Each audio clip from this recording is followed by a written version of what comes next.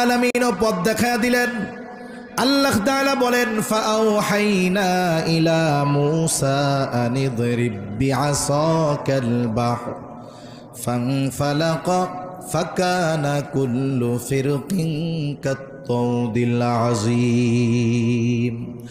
আল্লাহ তাআলা ওহী পাঠায় দিলেন মূসা আলাইহিস সালামের কাছে, প্রত্যাদেশ পাঠায় দিলেন, আনিদরিব বিআসাকাল বাহর। মূসা আলাইহিস সালামের সাথে যেই হাতে যেই লাঠিটা ছিল, এটা ছিল ওনার অন্যতম মুআজিজা।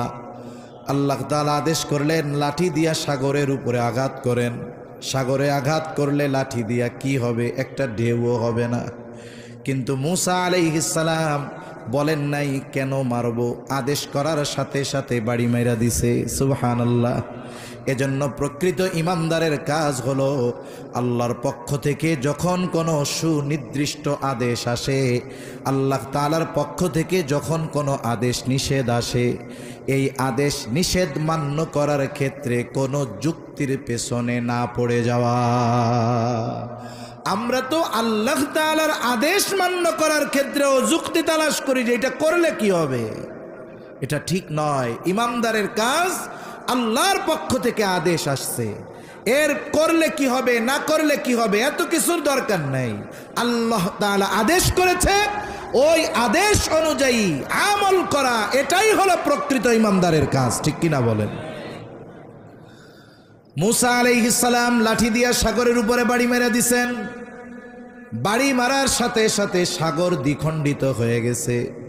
শুধু সাগর দ্বিখণ্ডিত হয়ে গেছে এমনটা নয়, ফাকানা কুল্লু ফিরকিন কাত-তাউদিল আযীম। প্রত্যেকটা খণ্ড, প্রত্যেকটা ভাগ পাহাড় সাদৃশ্য উঁচু দেয়ালের মতো হয়ে গেছে। দুই দিকে সইরা গেছে, মধ্যে দিয়ে ফাঁকা রাস্তা, শুকনা ঠনঠনা রাস্তা আল্লাহ বানায়া দিছে। কিন্তু মূসা আলাইহিস সালাম যে বক্তব্য দিয়েছে, কখনো ধরা পড়ব না, কাল্লা, ধরা পড়ব না। কেন? ইন্না মাইয়া রব্বি, নিশ্চয় আমার রব সাথে আছে। ধরা পড়ব না কেন? বলে সায়াহদিন, আমার রব আমারে পথ দেখায়া দিবে। সুবহানাল্লাহ বলেন। এই বক্তব্যের বাস্তবতা বনি ইসরাইল স্বচক্ষে দেখছে। এইবার তারা রাস্তা দিয়ে পার হওয়া শুরু করে দিছে। আল্লাহ তাআলা কোরআনুল কারীমের আরেক জায়গায় বলেন, ওয়াজাওয়াজনা বিবানি ইসরাঈলাল বাহরা ফাআতবাআহুম ফিরআউনু বিজুনুদিহি বাগয়ান ওয়া আদওয়া। আল্লাহ তাআলা জানায় দেন, আমি বনি ইসরাইলদেরকে সমুদ্র পার করায়া দিলাম।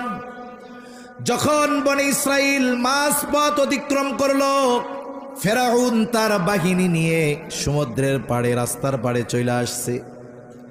আইসা দেখে বিশাল এক রাস্তা। সে খুব ভালো মতো আমার আপনার চাইতে আল্লাহ তাআলাকে বেশি ভালো ফেরাউন চিনত। মুফাসসিরিনে কেরাম বলেন, যদিও ফেরাউন মানুষের সামনে দিনের বেলায় নিজেরে বলতো আনা রব্বুকুমুল আলা, আমি হইলাম বড় রব, কিন্তু রাতের বেলা পা উপরে দিয়া মাথা নিচে দিয়া কান্না করতো আর বলতো, আল্লাহ তুমি সবচেয়ে বড় রব, কিন্তু আমি তো দুনিয়া চাই, এটা আমারে দেন।